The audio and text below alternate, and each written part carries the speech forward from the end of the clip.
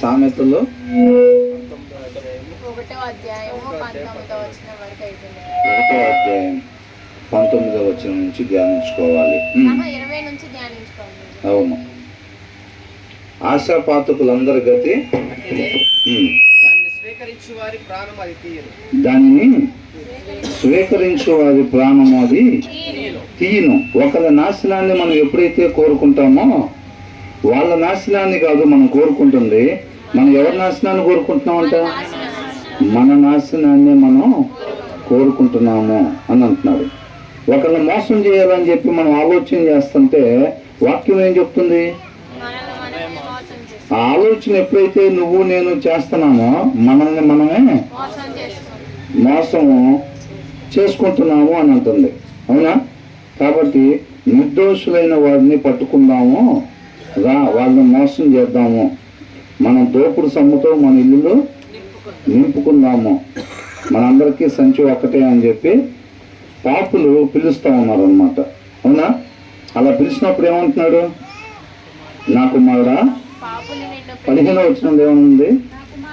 నా కుమారుడా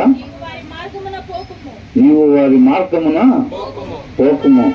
సౌండ్ క్లారిటీగానే ఉందండి? సౌండ్ క్లారిటీగానే ఉంది మీకు?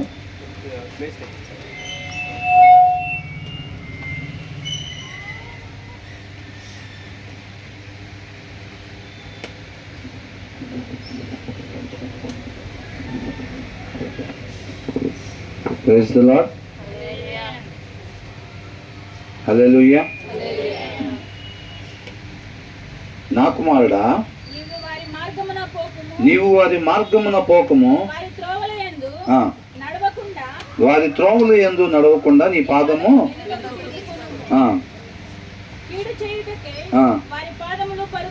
అలా ఆలోచన చేసే వాళ్ళంట దేనికోసం పరిగెడతారంట? కీడు చేయడానికే పరిగెడతారంట. 18వ వచనంలో ఉంది, వాళ్ళ సొంత నాశనమునికే పొంచి ఉందరు. అవతల వాళ్ళకి ఏదైనా మేలు కాకుండా వేరేది చేద్దామని ఆలోచన మనం ఏదైనా చేసినట్టయితే మనం ఎవరికి చేస్తున్నట్టంట? మనకి మనమే చేసుకుంటున్నాము. అర్థమవుతుందండి? ఈ మాట మనం బాగా అండర్లైన్ చేసుకోవాలి. అంటే దేవుడికి ఉన్న గుణలక్షణం ఏంటంట? మేలు మాత్రమే చేసేవాడు. మనం ఆయన్ని పోలి జీవించాలంటే మనం కూడా ఎలా ఉండాలి?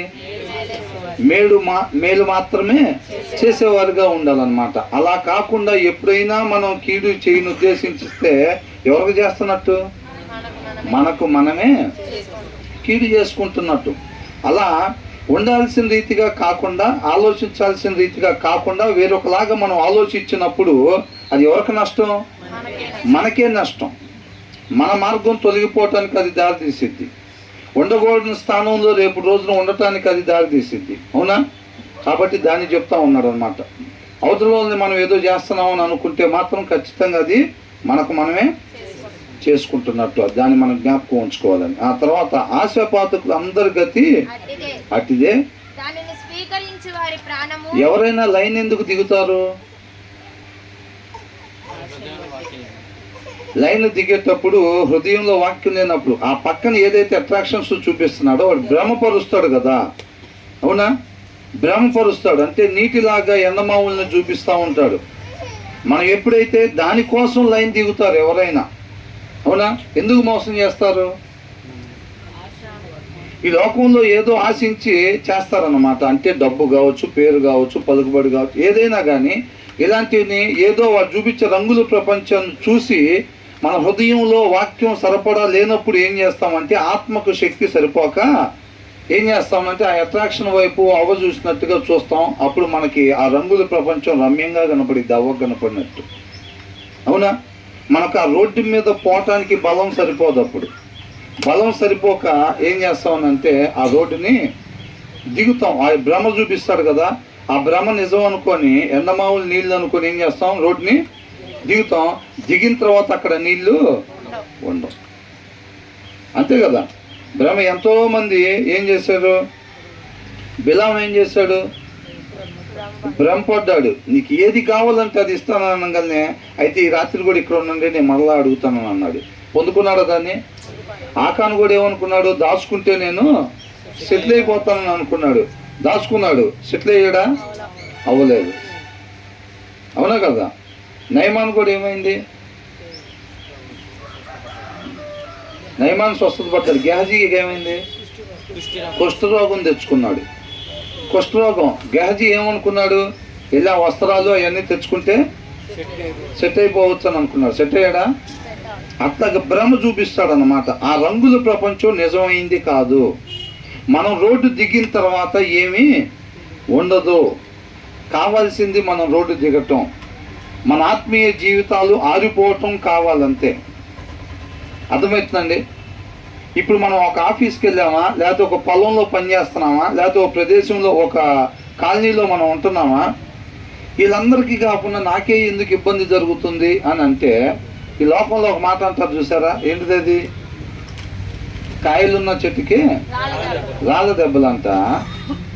ప్రతి ఒక్కళ్ళు కూడా ఇబ్బంది ఎవరికి ఉంటుంది అని అంటే టార్గెట్ ఎలుగున్న క్యాండిల్స్. అర్థమవుతుందండి? మన ఆఫీస్లో కావచ్చు, మనం చేసే పొలంలో కావచ్చు, లేకపోతే మనం ఉండే కాలనీలో కావచ్చు, 1000 మంది ఉండొచ్చు, 15 మంది ఉండొచ్చు. అది అడుతిరిగి ఎటు వచ్చింది? మన దగ్గరికే వచ్చింది. ఎందుకని అని అంటే మనం వెలుగున్న క్యాండిల్స్గా ఉంటున్నాం కాబట్టి టార్గెట్ ఏంటి? ఆ వెలుగు ఆరిపోవాలి. అది ఆ వెలుగు నష్టాన్ని చేకూర్చిద్ది అన్నమాట అపవాది రాజ్యానికి. కాబట్టి చూసి మనమే టార్గెట్గా ఉంటాం ఎక్కడైనా సరే. దాన్ని జ్ఞాపకం పెట్టుకొని పరిస్థితులు మనం జయించేవారుగా ఉండాలి. ఎనీ టైం వాక్యం ఉంటేనే మనం ఆ లైన్లో వెళ్ళగలుగుతాం అన్నమాట. కాబట్టి వాడు చూపించే భ్రమకి మనం మోసపోకూడదు. ఎప్పుడు మోసపోతాము అని అంటే మన ఆత్మకు తగిన బలం లేనప్పుడు మోసపోతాం. ఇక రంగుల ప్రపంచం వైపు చూస్తాం. అర్థమవుతుందండి? బలం సరిపోతే. కాబట్టి మనకి ఈ విషయాన్ని తెలుసు కాబట్టి మన ఆత్మకి తగిన బలాన్ని మనం ఎప్పుడు ఉంచుకోవాలన్నమాట. తర్వాత ఏమంటున్నాడు? జ్ఞానము వీధులలో కేకలు వేయుచున్నది. జ్ఞానము వీధులలో కేకలు వేయుచున్నది. సంత వీధులలో బిగ్గరగా పలుకుచున్నది. Out in the open wisdom calls aloud, she raises her voice in the public square అని అంటున్నాడు. వీధుల్లో నిలబడి ఏదైనా ఒక ప్రసంగాలు చేసేటప్పుడు ఒక బిల్డింగ్ పైకి కార్నర్స్లో నుంచొని గట్టిగా కేకలు వేసి చెప్తూ ఉంటారు. ఇప్పుడు కూడా రాజకీయ ప్రచారాలు ఎట్లా జరుగుతూ ఉంటాయి? అవునా? వీధుల్లో ఒక ఎత్తైన దాన్ని చూసుకొని గోడ మీద నుంచున్నట్టుగా, ఆ వ్యాను పైకి ఎక్కి గోడ మీద నుంచున్నట్టుగా అక్కడి నుంచి మాట్లాడుతూ ఉంటారు, అందరికి వినపడేటట్టుగా. జ్ఞానం కూడా అలాగే మాట్లాడుతుందంట. ఏమని మాట్లాడుతుందంట? వీధుల్లో కేకలు వేయుచున్నది, సంత వీధుల్లో బిగ్గరగా పలుకుచున్నది. అంటే గొప్ప సందడి ఎక్కడ ఉంటుంది? జనాలు ఎక్కువ ఉన్న దగ్గర, సెంటర్స్ దగ్గర. అవునా? అలాంటి దగ్గర నుంచొని పలుకుతుందంట. అంటే పురద్వారాలు అంటే ఏదైనా చెప్పాలనుకున్నప్పుడు ఆ ఊర్లోకి వచ్చే ఎంట్రన్స్లు ఉంటాయి చూసారండి, అక్కడ నుంచొని పాంప్లెట్లు పంచుతూ ఉంటారు కదా. ఎప్పుడైనా ఈ ఊర్లోకి ఎవరు వెళ్ళాలన్నా రావాలన్నా ఇటు నుంచే వెళ్తారు కాబట్టి మనం ఇక్కడ నుంచొని పాంప్లెట్లు పంచితే అందరికీ మిస్ అవ్వకుండా ఇవ్వచ్చు అని అనుకుంటారు. ఆ ప్లేస్లో నుంచొని, అంటే ప్రతి ప్రదేశంలో ప్రతి ఒక్కరికి తెలియబడేటట్టుగా జ్ఞానం ఏం చేస్తుందంట? కేకలు వేసి చెప్తా ఉందన్నమాట.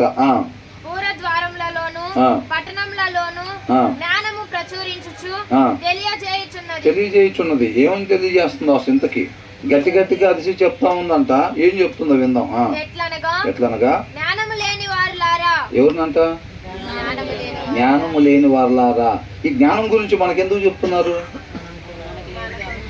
ఒక మనిషి ఉండాల్సిన రీతిగా మాత్రమే ఉండటానికి ఖచ్చితంగా అవసరమైంది జ్ఞానం. ఆ దేవుని జ్ఞానం లేకపోతే గనక మనం దానికి ముందు మనం ఏం చదువుకున్నాం? యెహోవా యందు 7వ వచనంలో ఏం చదువుకున్నాం మనం? తెలివికి మూలము అని ఉంది. యేసుక్రీస్తు వారు కూడా ఈ లోకంలో ఎలా జయించారంట? తండ్రి మాట యందు భయభక్తులు కలిగి ఉండి ఆ యొక్క జ్ఞానాన్ని కవచంగా ధరించుకొని ఈ లోకమాల్యం తనకి అంటకుండా జయాన్ని పొందుకున్నారు. అంతం వరకు కూడా ఆ జ్ఞానం అనే కవచాన్ని తొడుక్కొని ఈ లోకమాల్యం తనకి అంటకుండా చూసుకున్నారు అనమాట. అర్థమవుతుందండి?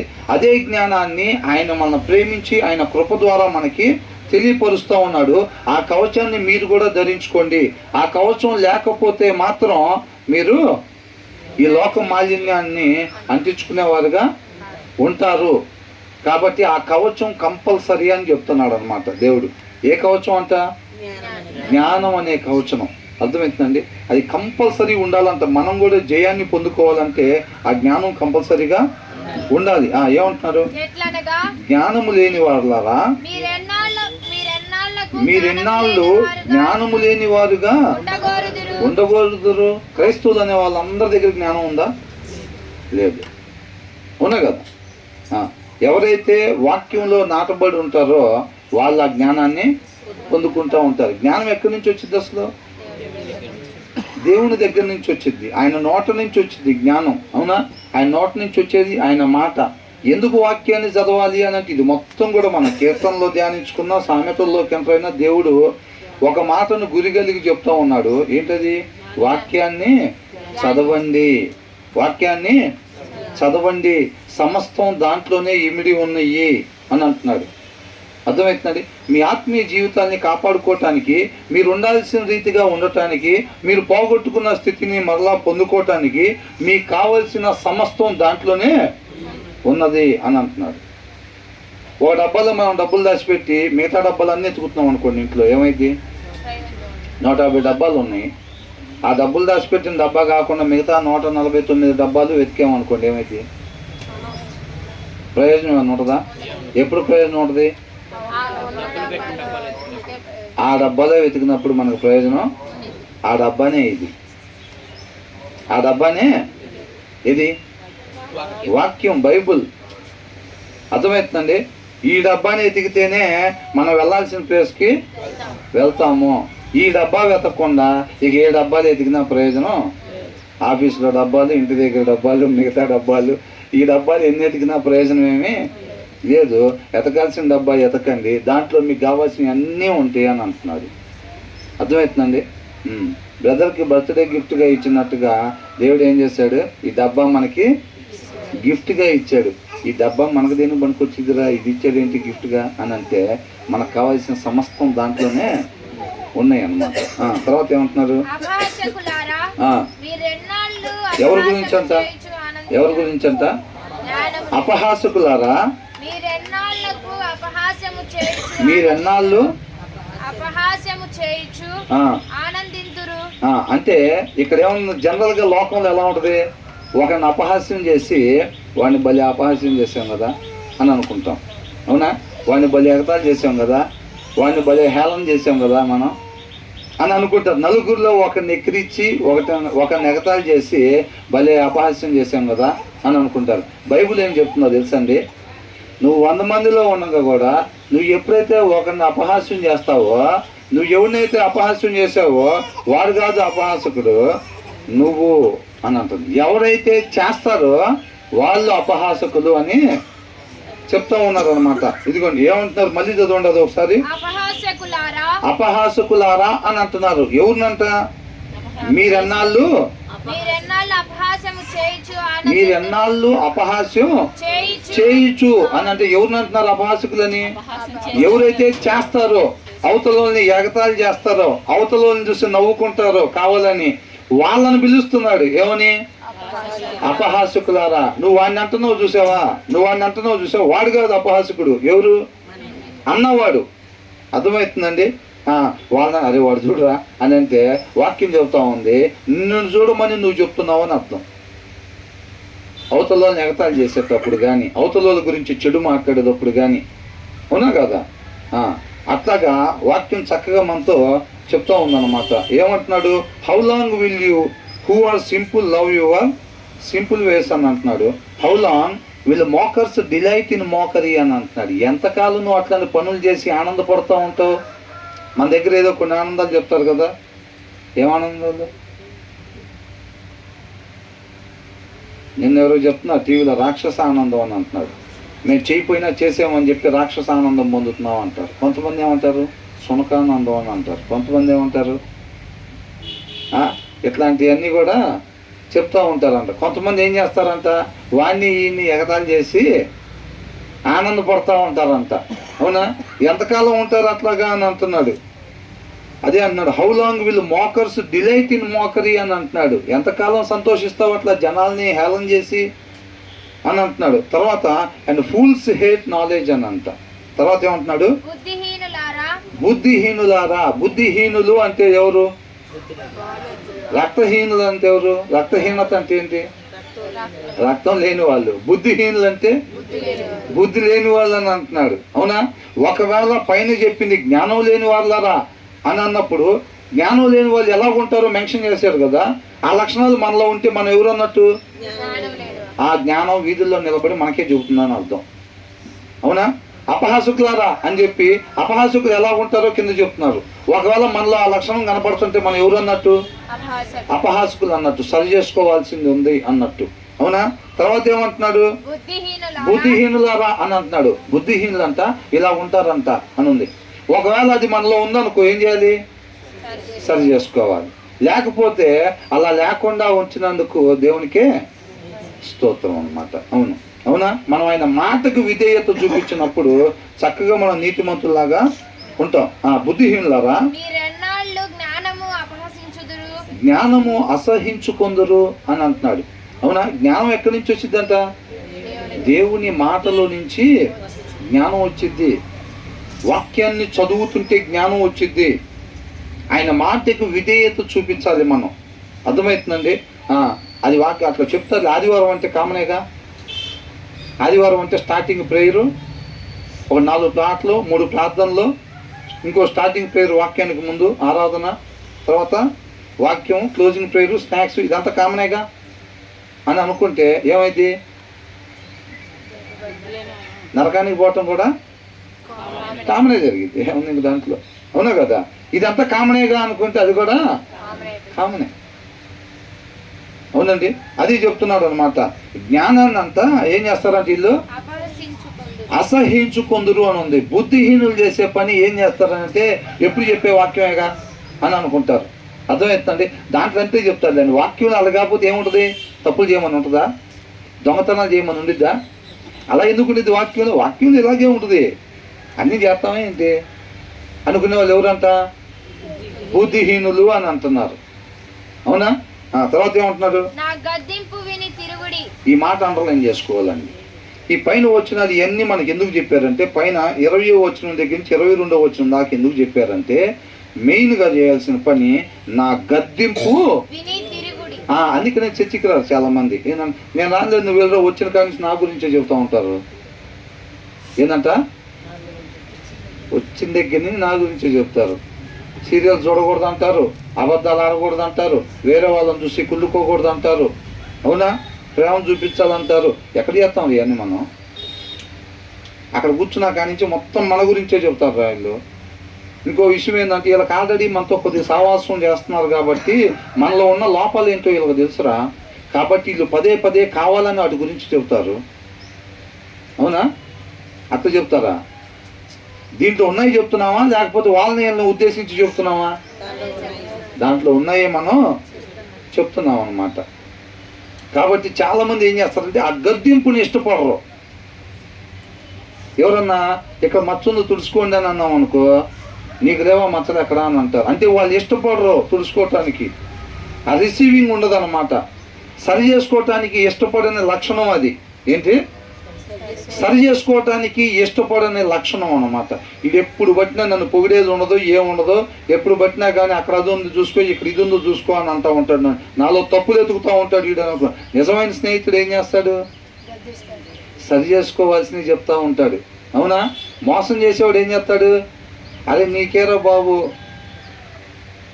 అసలు బైబిల్ ఏం చదవలేదని అంటే, నువ్వు చదవకపోయినా పర్వాలేదు, ఎట్టగట్ట లాగేస్తావు బండి. ఏంటంట? నువ్వు ఎట్టగట్ట బండి లాగేస్తారో పర్వాలేదు అని అంటాడు. ఒక్క వచనం చదివామంటే ఏమంటారు? నువ్వు ఒక్క వచనం చదివినా చాలరా బాబు, బైబిల్ మొత్తం చదివినట్టే నువ్వు. సరి చేస్తున్నారా లేకపోతే ఏం చేస్తున్నారు? నీకేరా బాబు అసలు అని అంటూ ఉంటారు. అంటే ఏంటి? జనాలు అవి కోరుకుంటూ ఉంటారు, వాడితో సావాసం చేస్తారు. భోజనం చేయాలంటే బాక్స్ తీసుకుని ఆడి పక్కకి వెళ్తాం. ఎందుకు? వాడు పొగుడుతూ ఉంటాడు కాబట్టి. అది కనపడినా మచ్చలు కనపడినా చెప్పడు. నిజమైన స్నేహితుడు ఏం చేస్తాడు? సరి చేసుకోవాల్సి ఉన్నప్పుడు చెప్తాడు. అది ఎలా ఉంటుంది? గద్దింపులాగా ఉండిద్ది అనమాట. కాబట్టి ఇక్కడ ఏమంటున్నాడు? నా గద్దింపు విని ప్రతి శుక్రవారం, బుధవారం, ఆదివారం పొద్దున సాయంత్రం జరిగేది అదే. ఆయనలాగా మనల్ని ప్రేమించేవాడు లేడు. కాబట్టి ఆయన ఏం చేస్తున్నాడు? మనం నిత్య నరకాగ్ని పోవటం ఇష్టం లేదు కాబట్టి మనం సరి చేసుకోవాల్సిన వాటిని ఏం చేస్తున్నాడు? గద్దించి చెప్తా ఉన్నాడు. దాన్ని అర్థం చేసుకోవాలి. ఆయనతో సహవాసం చేస్తూ ఉంటే, ఆయనలో అంటుకట్టబడతా ఉంటే ఆ ప్రేమ మాధుర్యం తెలిసింది. లేకపోతే అపార్థం చేసుకుంటాం. అవునా కదా? లేకపోతే అపార్థం చేసుకుంటాం. యోబు కూడా అలాగే అనుకున్నాడు. నువ్వు నాలో తప్పులు పడదామని చెప్పి చూస్తున్నావు నువ్వు అన్నాడు దేవుడిని. ఏమన్నాడు?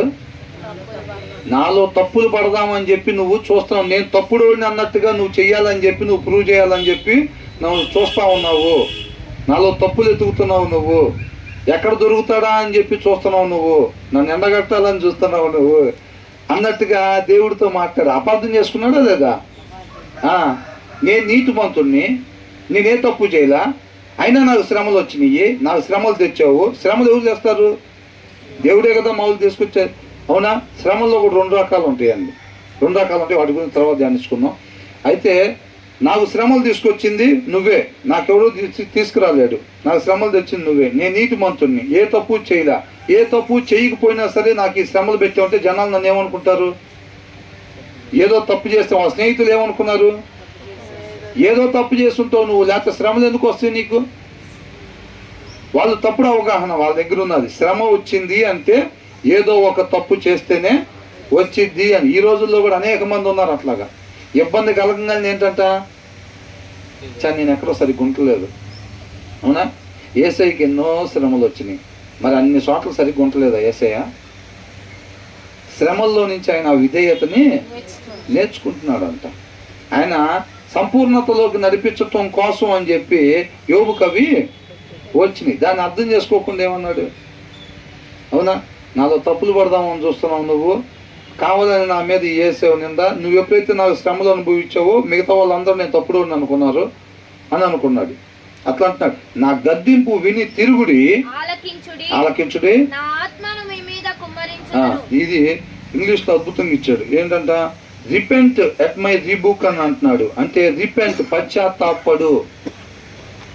అర్థమవుతుందండి? ఏంటంట?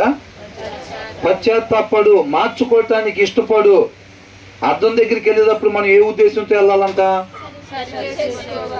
సరి చేసుకోవాలి అనే ఉద్దేశంతో అర్థం దగ్గరికి వెళ్తే ప్రయోజనం తప్ప ఆ ఉద్దేశం లేకపోతే ప్రయోజనం ఏం లేదు. అదే చెప్తున్నాడు ఇక్కడ. ఏమంటున్నాడు? పశ్చాత్తాపడు. నీలో ఉండకూడని నేను చూపించినప్పుడు వాటిని తుడిసేసుకోవటానికి, తీసేసుకోవటానికి, నీ పద్ధతులు మార్చుకోవటానికి ఇష్టపడు అని అంటున్నాడు. అర్థమవుతుందండి? ఎన్ని సంవత్సరాలు వస్తావు అట్లాగా? నాకు ఇష్టం లేని తెలియపరుస్తున్నాను కదా నీలో. అయినా సరే ఎన్ని సంవత్సరాలు వాటిని వదిలిపెట్టుకోవటానికి ఇష్టం లేకుండా నామకార్థంగా వస్తావు? క్రైస్తవుడు అయి ఉండి సారం లేకుండా ఉప్పులాగా ఎన్ని సంవత్సరాలు ఉంటావు అని అంటున్నాడు. అవునా? ఈ లోకానికి వెలుగులాగా ఉండాల్సిన మనం వెలుగు లేకుండా ఎన్ని సంవత్సరాలు ఉంటావు అంటున్నాడు. ఒక్కసారి అర్థం ఏదైతే చూపించిద్దో వాటిని సరి చేసుకోవటానికి ఇష్టపడి ఒక్కసారి అర్థం దగ్గరికి వెళ్తే చాలు. ఆ ఉద్దేశం లేకుండా 100 సార్లు పోయిన ప్రయోజనం ఏది ఉండదో అది చెప్తున్నాడు అనమాట. ఏమంటున్నాడు? నా గద్దింపు విని రిపెంట్ ఎట్ మై రీబుక్ అని అంటున్నాడు. రిపెంట్, పశ్చాత్తాపడి, ఇష్టపడు అని అంటున్నాడు. సరి చేసుకోవటానికి నువ్వు ఇష్టపడు అని అంటున్నాడు. ఈ మాట 23, 25, 27 వచనాలు చాలా ఇంపార్టెంట్. దీంట్లో ఏంటంటే repent at my rebuke, then అంటే అప్పుడు అని. ఎప్పుడు? నువ్వు సరి చేసుకోవటానికి ఇష్టపడినప్పుడు. అర్థమవుతుందండి? నా మాట సరిగ్గా ఉండాల్సిన మార్గాన్ని ఒక మనిషి ఏ రీతిగా మాత్రమే ఉండాలో దాన్ని నా మాట తెలియపరిచిద్ది. దాన్ని వాక్యం అంటాము. అది కాకుండా వేరేది నీ దగ్గర ఉన్నప్పుడు నువ్వు దాన్ని సరి చేసుకోవటానికి ఇష్టపడినప్పుడు అప్పుడు ఏం చేస్తాడంట? Then I will pour out my thoughts to you అని అంటున్నాడు. దేవుడి యొక్క ఆలోచనని, ఆయన ఉద్దేశాన్ని, మన పట్ల దేవునికున్న చిత్తాన్ని మనకి తెలియపరుస్తాను అంటున్నాడు. ఎప్పుడు? నువ్వు ఎలా ఉండాలో నేను చెప్తా, నీలో ఏం ఉండకూడదో నేను చెప్తా. నీకు సరి చేసుకోవాలనే ఉద్దేశం ఎప్పుడైతే నీకు ఉండిద్దో అప్పుడే నేను నీకు నా ఆలోచనని తెలియపరుస్తాను అని అంటున్నాడు. అర్థమవుతుందండి? Repent at my rebuke then I will pour out my thoughts అని అంటున్నాడు. పోర్ అవుట్ అంటే పొయ్యటం, అవునా? నా ఆలోచనని అప్పుడు నేను నీకు తెలియపరుస్తాను అంటున్నాడు. ఆ ఉద్దేశం లేకుండా మనం ఎన్నిసార్లు వాక్యం దగ్గరికి వచ్చినా ఏం జరిగిద్ది? దేవుడి ఉద్దేశాలు మనకి తెలియపరచడు. ప్రతి విశ్వాసి కూడా, ప్రతి ఆత్మీయుడు కూడా చేయాల్సిన పని ఏంటంటే అనుక్షణం కూడా, ఇప్పుడు పక్కన వాళ్ళు ఏదైనా మాట్లాడుకుంటున్నారండి, ఏం చేస్తాం మనం? ఒక నిమిషం అని చెప్పి ఏం చేస్తాం? 100% కాన్సన్ట్రేషన్ మొత్తం ఈ చెవి దగ్గరికి పంపిస్తాం ఇట్లాగా వినటానికి, అవునా? అనుక్షణం ప్రతి ఆత్మీయుడు కూడా ఏం చేయాలని అంటే దేవుడి యొక్క ఆలోచనని ఎరిగి నడుచుకోవాలి. ఆయన కృపను బట్టి మనకిచ్చిన ప్రతి క్షణం కూడా ఆ క్షణాన్ని ఎలా గడపాలంట? ప్రభువా, ఎందు నిమిత్తం ఇచ్చావో ఈ క్షణం నాకు, ఆయన్ని ఆలోచన ఎదిగి దాని ప్రకారం ఆ క్షణాన్ని ఉపయోగించి ఆయన మహింపరచాలి మనం, అవునా? ఆ ఆలోచన మనం ఎరగాలి అని అంటే, ఆ ఆలోచన మనకి తెలియబడాలి అంటే మనం ఏం చేయాలంట? సరి చేసుకోవటానికి ఇష్టపడాలి. వాక్యం అనే మార్గమే మన మార్గంగా చేసుకోవటానికి ఇష్టపడాలి. వాక్యం కాకుండా వేరొక మార్గం మనలోకి కనపడుతుంటే, వేరే లక్షణాలు కనపడుతుంటే, కీర్తనాకారుల్లాగా ఏమాత్రం తడవు చేయకుండా సరే మన మార్గాన్ని తిప్పుకొని వాక్యం అనే మార్గంలోకి వెళ్ళటానికి, సరి చేసుకోవటానికి, పశ్చాత్తాపడటానికి ఏం చేయాలంట? మనం ఇష్టపడాలి. పైన 3 వచనాలు చెప్పి తర్వాత ఈ మాట అంటున్నాడు, then I will pour out my thoughts to you, I will make known to you my teachings అని అంటున్నాడు. నా ఉపదేశాల యొక్క అంతర్భావాన్ని నీకు తెలిసేటట్టుగా చేస్తాను అని అంటున్నాడు. ఆ 2 తెలియకపోతే మన పని అయిపోయింది. ఆయన ఆలోచన ఏంటో తెలియకపోతే, అర్థమైందండి? సౌలు పరిస్థితి ఏమైంది? సౌలు పరిస్థితి ఏమైందండి? నేనేం చేయాలో ఈ సమయంలో నాకు అర్థమవట్లేదు, దేవుడు నాతో మాట్లాడట్లేదు. ఆయనకి డబ్బు పోయిందా? అధికారం పోయిందా? జనాలు ఏమన్నా లేకుండా ఉన్నారా? అన్నీ అలాగే ఉన్నాయి.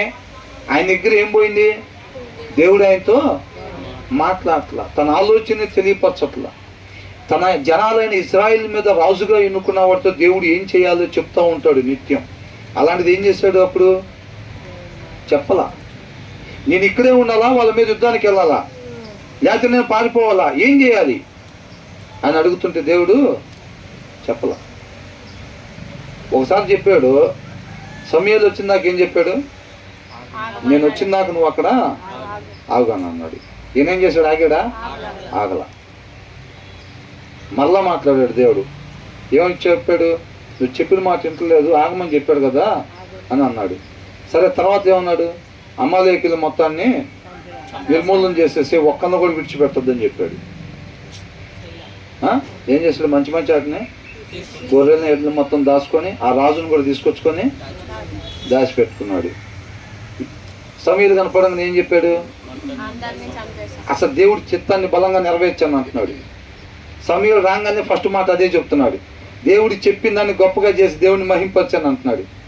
అయితే నాకు వినపడే వాటి గొంతులు ఏంటి అని అంటున్నాడు. నాకు ఆ సౌండ్లు ఏంటి వినపడుతున్నాయి? గొర్రెలు ఎడ్లాగా ఉన్నాయి కదా అని అంటున్నాడు. అయ్యా, అయ్యి మనోళ్ళు దేవుడికి బలి పీఠానికి తెచ్చారులే అని అన్నాడు. కారణం ఏదైనా కావచ్చు, చెప్పిన పని చేశాడా? లేదు.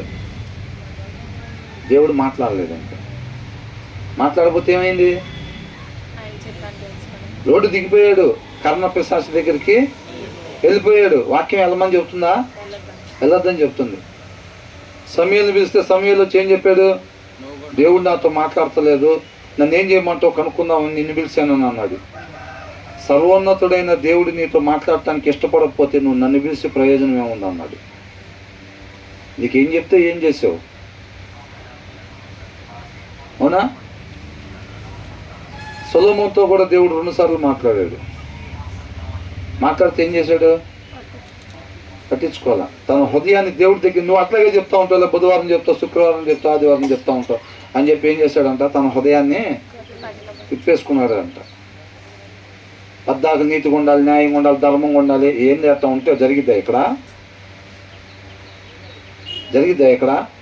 అన్నట్టుగా ఏం చేశాడంట, తిప్పేసుకున్నాడంట. తిప్పేసుకుంటే ఏమైంది? ఎవరికి నష్టమైంది? దేవుడికి నష్టమైందా? సౌలు అయినపోతే ఎవరికి నష్టమైంది? సొలొమోను అయినపోతే ఎవరికి నష్టమైంది? ఇవాళ మనతో కూడా మాట్లాడుతున్నాడు, అలాగే మనతో కూడా మాట్లాడుతున్నాడు. నా కుమారుడా అని అంటున్నాడు. ఏమంటున్నాడు? నా గద్దింపు విని తిరుగుడి అని అంటున్నాడు. అందుకనే దాన్ని అండర్లైన్ చేసుకోవాలంట. మొత్తం దాంట్లోనే ఉంది. దాన్ని విడిచిపెట్టి పైన 3 వచనాలు కింద 5 వచనాలు చదువుకున్నాం అనుకో, ప్రయోజనమేమి లేదు. లైట్ తీసుకోబాకండి, ఉన్నది మొత్తం అక్కడే ఉంది. తర్వాత ఏమంటున్నాడు? మనం ఎప్పుడైతే సరి చేసుకోవటానికి ఇష్టపడతామో ఆయన ఆలోచనలు మనకి తెలియపరుస్తాడంట. ఆయన ఉపదేశాల్లో ఉన్న అంతర్భావాన్ని మనకి తెలియపరుస్తాను అని అంటున్నాడు.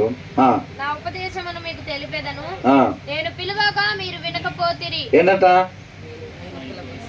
అనేక సార్లు పెద్దల కాడే నా ప్రవర్తన నేను మీ వద్దకు పంపించి మీ పద్ధతి మార్చుకోండి. ఒక మనిషి ఉండాల్సిన విధానం అది కాదు.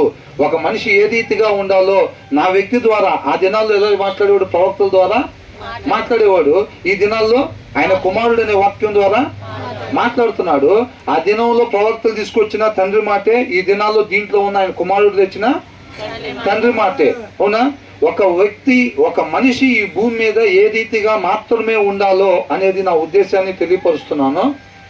తెలియపరిచినప్పుడు వీళ్ళు ఏం చేశారు? ఉన్నారా?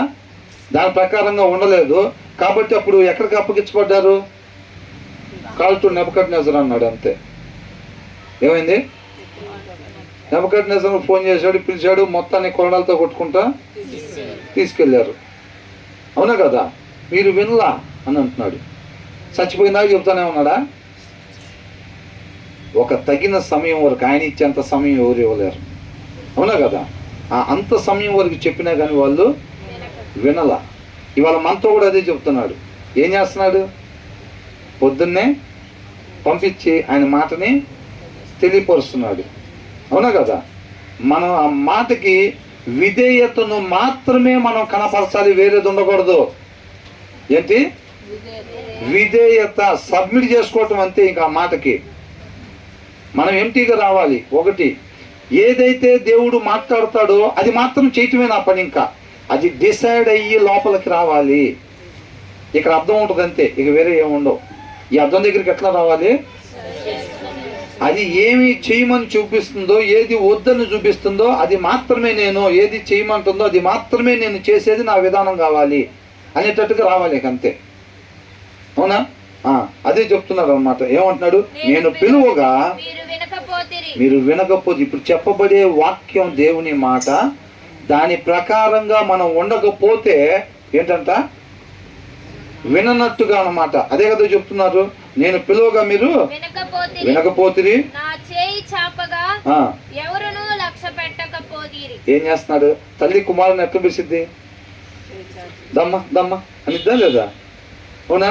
అట్లాగా బుధవారం, శుక్రవారం, ఆదివారం పొద్దున, సాయంత్రం, మిగతా సమయాల్లో కూడా మనం రెడీ అయ్యేటప్పుడు కానీ వాక్యాన్ని పెట్టుకుంటూ ఉంటాం, పాటలు వింటూ ఉంటాం.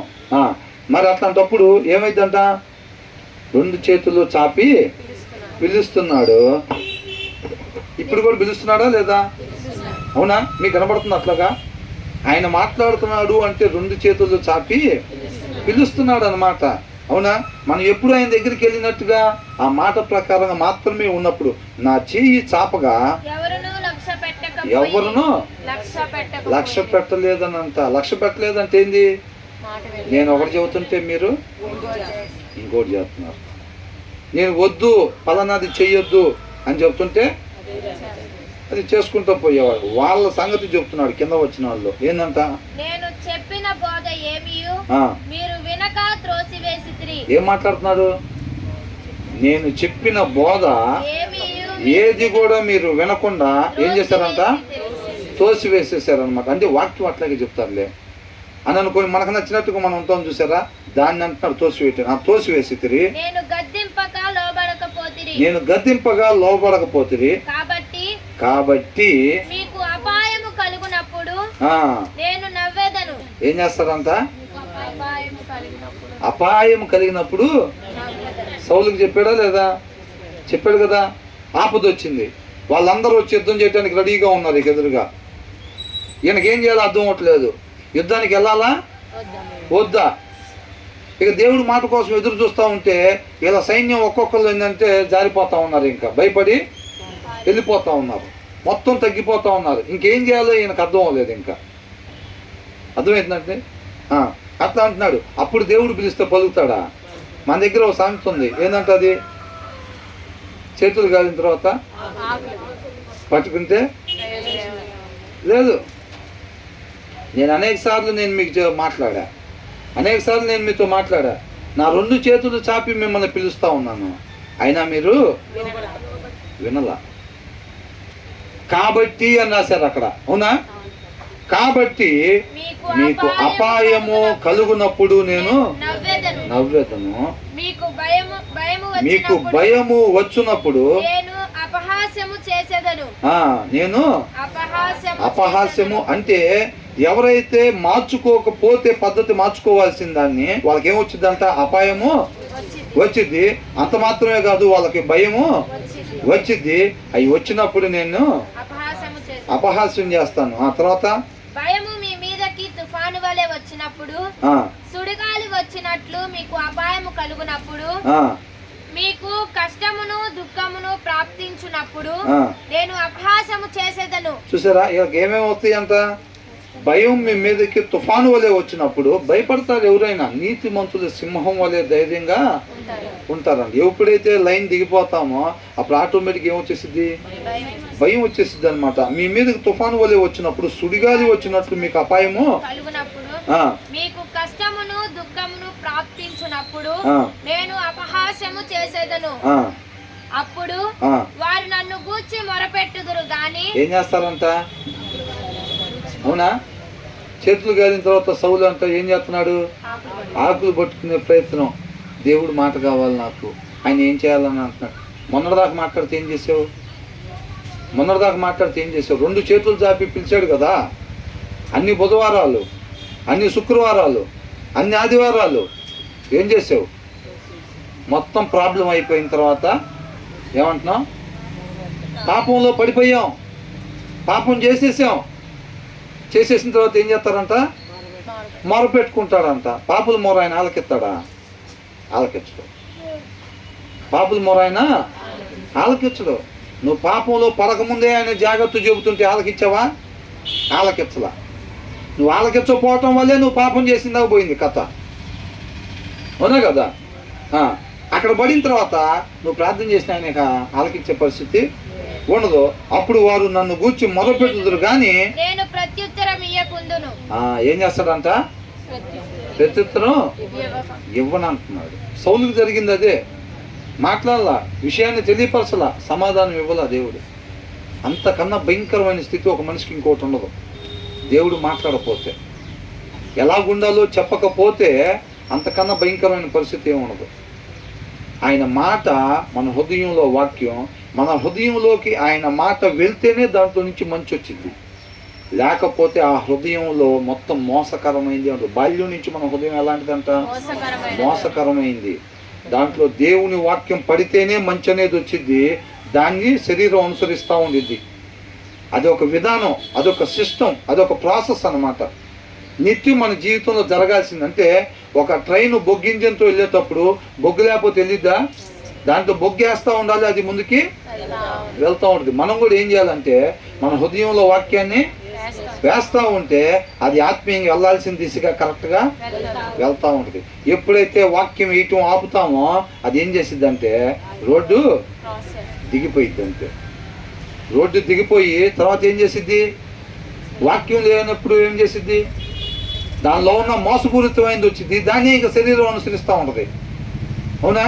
వాక్యం ఎప్పుడైతే హృదయంలో ఉంటుందో అది వెళ్ళాల్సిన వేలో వెళ్తూ ఉంటుంది అనమాట. ఎప్పుడైతే వాక్యం ఉండదో అది ఏం చేసిద్ది? శరీరాన్ని అనుసరిస్తుంది. ఇంకా శరీరం వెళ్ళాల్సిన రీతిని చూపెడతా ఉండిద్దా? ఎల్లగూడనే మార్గానికి వెళ్ళి తీసుకెళ్తూ ఉండిద్ది. కాబట్టి వాక్యం లేనప్పుడు ఏం చేస్తూ ఉంటే శరీరాన్ని అనుసరిస్తారు. శరీరాన్ని అనుసరించే వాళ్ళు ఎవరు కుమారులు అంట? అపవాది కుమారులు అని ఉంది. ఆ మార్గం ఎక్కడికి తీసుకెళ్ళిద్ది? నిత్య నరకాగ్ని. నిత్య నరకాగ్నికి తీసుకెళ్ళిద్ది. వాక్యం లేకుండా హృదయంలో క్షణం ఉన్నా సరే అది తప్పుడు మార్గంలోకి తీసుకెళ్ళిపోయింది. అది చెప్తున్నాడు. అప్పుడు వారు నన్ను గూర్చి మొరపెట్టుదురు గాని నేను ప్రత్యుత్తరం ఇయ్యకుందును. నన్ను శ్రద్ధగా వెతుకుదురు బా, గాని ఎలా ఎతుకుతారంట? శ్రద్ధగా శ్రద్ధ పోర్లు ఎట్లా ఎత్తుతారంట? శ్రద్ధగా వెతుకుదురు. శ్రద్ధగా వెతుకుతారంట. అంత ముందు పోయింది అది. అదే చెప్తుంది. చేతులు గాలిన తర్వాత పట్టుకున్న ప్రయోజనం ఏమి ఉండదంట. దేవుడు అంట తను దొరికే సమయాల్లోనే మనం ఏం చేయాలంట? వెతకాలంట. అర్థమవుతుందండి? సమయం ఉండగానే సద్వినియోగం చేసుకోవాలి. ఆయన కృపను బట్టి మనం సజీవులుగా ఉండగానే ఆయన పాదాల చెంత చేరి ఆయన మాటతో నింపబడాలి సమృద్ధిగా. శరీరం సహకరించకుండా తినేసి ఏంటి వాక్యం దగ్గరికి వెళ్ళట్లేదు అనుకోండి, బాడీ ఎవరు నష్టపోతాం? మనమే నష్టపోతాం. దీన్ని లోపరుచుకొని కీర్తనకారుడు 119లో అంటున్నాడు, ఏమంటున్నాడు? నా శరీరాన్ని నేను నీ వాక్యం ద్వారా లోపరుచుకున్నాను, నా హృదయాన్ని కూడా నేను లోపరుచుకున్నాను అని అంటున్నాడు. ఎలాగంటే దాన్ని లోపరుచుకునేది? వాక్యం ద్వారా మన హృదయాన్ని లోపరుచుకోవాలి. అర్థమవుతుందండి? దాన్ని జయించాలన్నమాట. మనం ఆ మోసపూరితమైన దాన్ని మనం వాక్యం ద్వారా లోపరుచుకోవాలి. అప్పుడు మనం దేవుని ఇష్ట ప్రకారంగా అది నడిపించింది అనమాట మనల్ని. నన్ను శ్రద్ధగా వెతుకుదురు గాని వారికి నేను కనపడతాడా? కనపడ్డా? శ్రద్ధగా ఎతికినా కనపడ్డా అంట. వెతకాల్సిన టైంలోనే వెతకాలి. ఎగ్జామ్ స్టార్ట్ అయిపోయిన తర్వాత హాల్ టికెట్ ఎత్తుక్కుంటే ప్రయోజనం ఏముంది? ఎప్పుడు ఎతకాలి హాల్ టికెట్? ముందే ఎత్తుక్కోవాలి. ట్రైన్ పోకముందే టికెట్లు చూసుకోవాలి.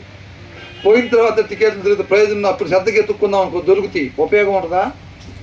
ఏముండదు. కాబట్టి మనం కూడా చదవాల్సినప్పుడే వాక్యాన్ని చదవాలి. విధేయతను చూపించటానికి ఎనీ టైం దేవుని వాక్యం పలానాది చెప్పింది అని అంటే దానికి విధేయతని చూపించాలి. అది మన జీవిత అలవాటుగా చేసుకోవాలి. తర్వాత ఏమంటున్నాడు? జ్ఞానం ఏంటంటే వాళ్ళకి ఇప్పుడు వాక్యం అయిపోయాముగా. ప్రార్థన చేసుకోవచ్చులే కానీ 2 నిమిషాలు పాటలు అయితే పాడచ్చు. కానీ ఇప్పుడు ఏందంట? ఇప్పుడు వాక్యం వాక్యం అయిపోయిన తర్వాత వచ్చాము అనుకున్నాం, ఇంకా వాక్యం అవ్వలేదా? ఏందంట? జ్ఞానము వారికి అసహ్యం. వాక్యం అంటే కొంతమంది గిట్టదు అసలు. మొత్తం అక్కడే ప్రాబ్లం అని అనుకుంటారు. 2:30 గంటల సినిమా దగ్గర అయితే కర్లకుండా కూర్చుంటారు. కొంతమంది 2 సినిమాలు కూడా వరుసనే చూసేవాళ్ళు ఉంటారు. పార్వతండి బ్రహ్మాండంగా అవుతున్నారు.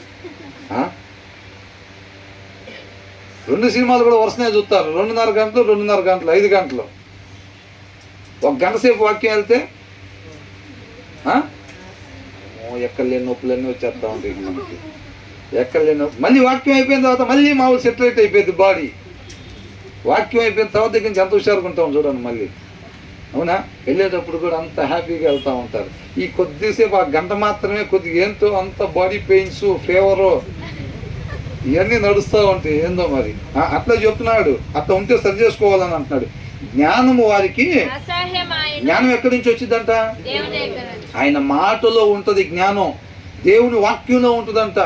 మనం ఆ బైబిల్ చదివేటప్పుడు ఆ జ్ఞానం అంట మన హృదయంలో ప్రవేశించిందంట. చక్కగా రాశారండి. అసలు వాక్యం అంట చదివేటప్పుడు ఏమైందంట? ఆ జ్ఞానం అంట మన హృదయంలోకి ప్రవేశించి మన ఆత్మీయతను అది కాపాడిద్ది అని రాశారన్నమాట. అసలు చూసారా ఎంత ఆర్గానిక్ ఫుడ్? అవునా కదా? తర్వాత ఏమంటున్నారు? వారికి ఇష్టం లేకపోయాను అంటే వాక్యాన్ని అనుసరించడం వాళ్ళకి ఆయన చర్చికి పోయే ఉంటే అదొక ప్రాబ్లం. ఆడకు పోయిన తర్వాత చెప్పింది చేయకపోతే అదొక ప్రాబ్లం. ఆడకు పోయిన తర్వాత ఒకసారి యూత్ మీటింగ్లో ఇట్లాగే చెప్పాం కదా. ఒకసారి యూత్ మీటింగ్లో ఇట్లాగే కూర్చొని వాక్యం ఎవరెవరు చదువుతున్నారంటే చాలా మంది చేతులు ఎత్తలేదు. ఎత్తపోతే ఎందుకని చదవట్లేదు అసలు అని అడిగితే ఏం చెప్పారు? అది చదివితే దాని ప్రకారం ఉండాల్సి వచ్చింది అని చదవట్లేదు అన్నారు. చెప్పేది ఇది. అవునా? ఎందుకని చదవట్లేదంట? మీరు కూడా ఉన్నారా? ఆంటీ కూడా ఉన్నారంట ఆ రోజు. అది చదివితే దాని ప్రకారంగా ఉండాల్సి వచ్చిందని. చదవకపోతే మాకేం తెలియదు కదా. ఇలా ఉండాలి, ఇలా ఉండకూడదు అనేది మనకు తెలియదు కదా. ఆ గద్దింపు మనకు రాదు కదా అప్పుడు. అవునా?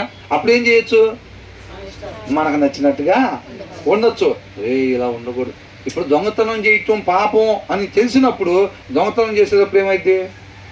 అదొక గిలి, ఒరే బాబు మనం పాపం చేస్తున్నాంరా, వాక్యం ఇది వద్దని చెప్పారురా బాబు, అది ఒక గిలితో చేస్తారు. ఒకవేళ దొంగతనానికి పోతున్నా కానీ అదే దిగులు, ప్రశాంతంగా పోయి దొంగతనం చేసుకొచ్చే పరిస్థితి ఉండదు. ఇది పాపం రా నాయన, మనం చేసేది పాపం రా.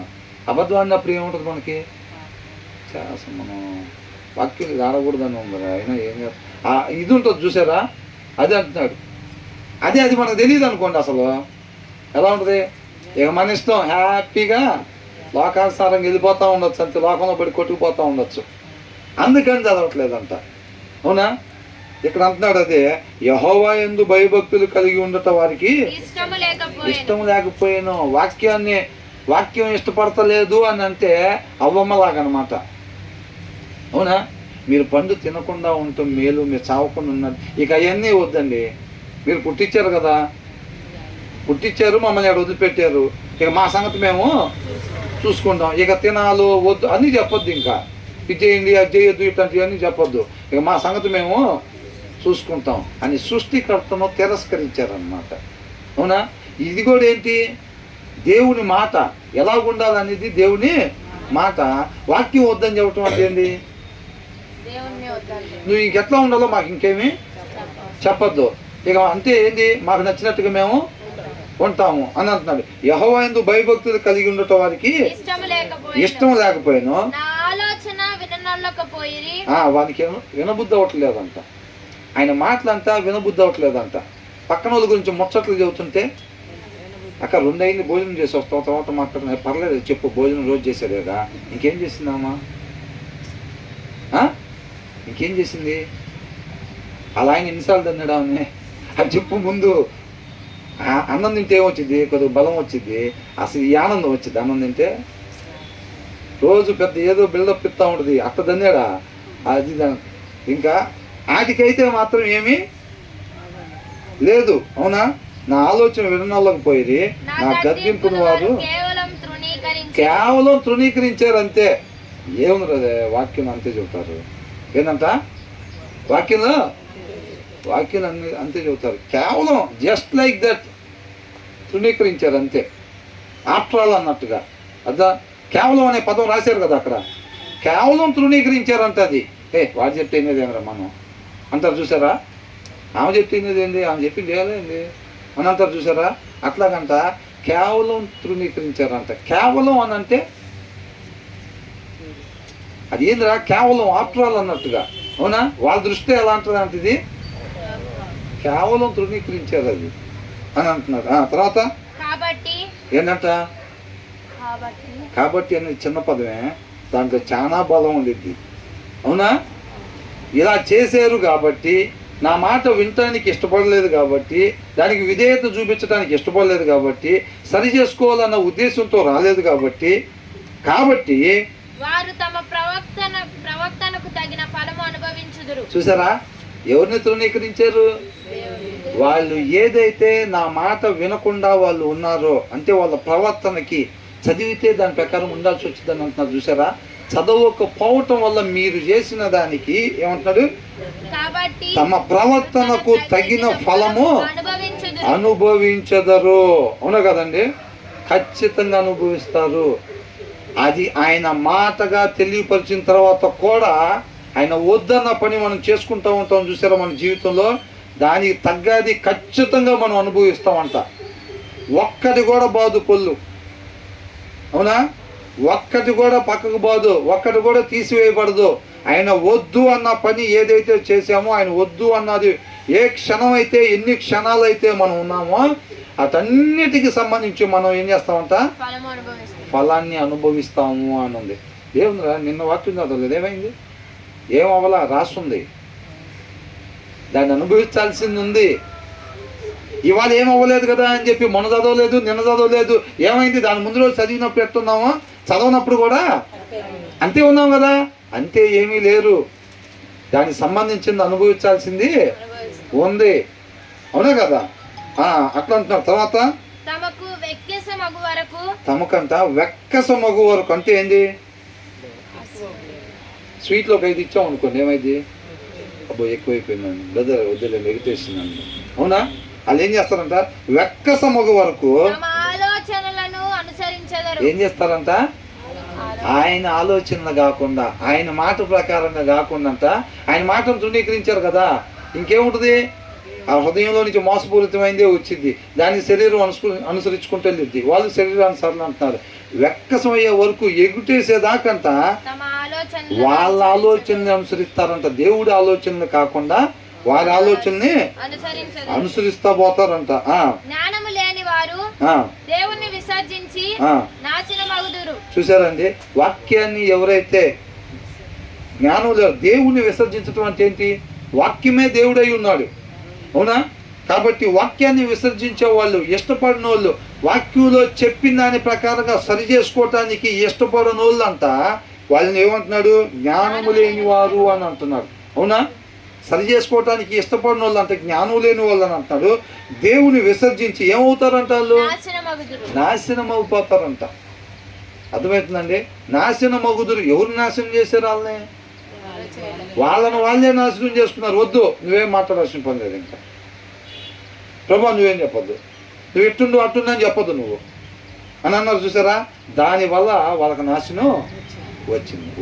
వాళ్ళే నాశనాన్ని తెచ్చుకున్నారంట. దేవుని మాటకు విధేయత చూపించకుండా, ఆయన ప్రేమను బట్టి మనం సరి చేసుకోమని చెబుతున్న దానికి మనం విధేయత చూపించకుండా, సరి చేసుకోవటానికి ఇష్టపడకుండా ప్రతి వారం వస్తున్నాం అనుకోండి నామకార్థంగా, ఏమైందంట? ఏమవుతామంట? నాశించిపోతాము అని చెప్తున్నారు. అవునా? ఇదేంటిది? సత్యమా లేకపోతే ఇది ఉట్టిదేనా? సత్యం ఇది. అవునా? తర్వాత ఏమంటున్నాడు? బుద్ధిహీనులు క్షేమము కలిగినదని మైమరచి నిర్మూలమగుదురు. చూసారా? బుద్ధిహీనులు ఏమవుతారంట? ఎస్, నెంబర్ 1గా దోసుకున్నాంరా డబ్బులు, నెంబర్ 1గా మోసం చేసాంరా వాడిని, నెంబర్ 1గా హేళన చేసాంరా వాళ్ళని మనం అని చెప్పి ఏమనుకుంటారంట? క్షేమం కలిగింది, నెంబర్ 1 సక్సెస్ అయ్యాంరా మనం మోసం చేయటంలో, సక్సెస్ అయ్యాంరా హేళన చేయటంలో అని చెప్పి వాళ్ళకు ఉండి చూస్తారు ఆ టైంలో ఆనందం. బుద్ధిహీనులు అని అంటున్నారు వాళ్ళని. బుద్ధిహీనులు క్షేమం కలిగిందని అనుకుంటారంట. ఎస్, సక్సెస్ అయ్యామరా అనుకుని మైమరిచిపోతారంట. ఏమవుతారంట? నిర్మూలం అంటే ఏంది?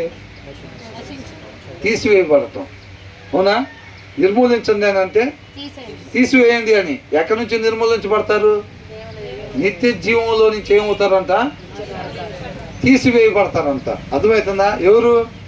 బుద్ధిహీనులు. ఎప్పుడంతా క్షేమం కలిగిందని వాడిని వీడిని మోసం చేసి, వాళ్ళని ఎగతాళి చేసి, వాళ్ళని చూసి కుళ్ళుకొని ఈర్షపడి ద్వేషం పడి ఉండొద్దు అన్నది వాక్యులు ఏదైతే చెప్తారో దాని ప్రకారంగా చేసుకుంటా ఈ లోకంలో కలిసిపోయి ఇదంతా చేశానంట. ఏమవుతారంట? ఫైనల్గా డిలీట్ చేయబడతారంట, నిర్మూలించబడతారంట నిత్య జీవంలో నుంచి. సమస్తం కోల్పోయినట్టే. నిత్య జీవం పోతే ఇంకేముంది? ఇంకక్కడ మట్టేగా, ఇంకేం లేదు. బూడిద పోగు చేసుకున్నారు. ఆయన మాట వద్దని చెప్పి చెయ్యి అడ్డం పెట్టి వాక్యాన్ని వినబుద్ధి కాకుండా నీ చెవులంతా ఏమనంటున్నాడు?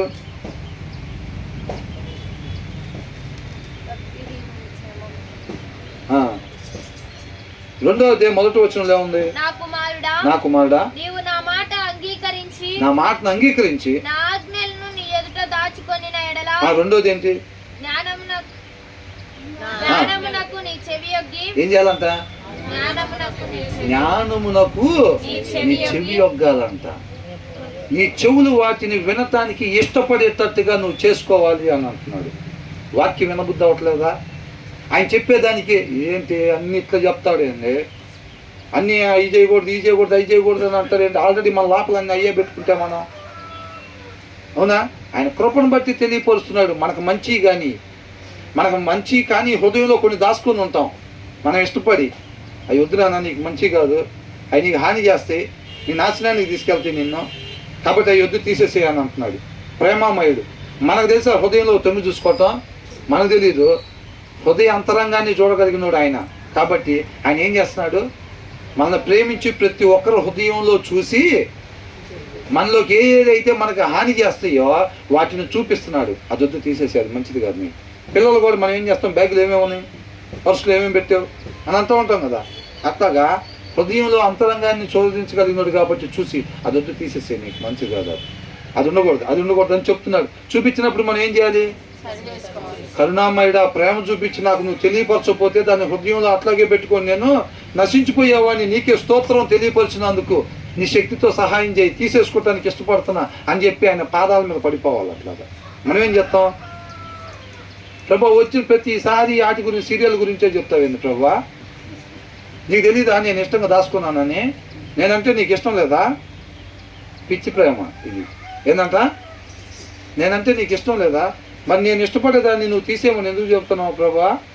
నేను నీతో మాట్లాడను పో అంటే, నువ్వు కాదు నాతో మాట్లాడండి, అది ఉంటే నేను నీతో నేను నీతో మాట్లాడకపోతే నీ పని అయిపోయినట్టే అని అంటాను. అవునా? అది కాబట్టి ఏమేమి ఉండకూడదో చూసి చెప్తున్నాడు. ఆయన మేలు మాత్రమే, ఏందంట?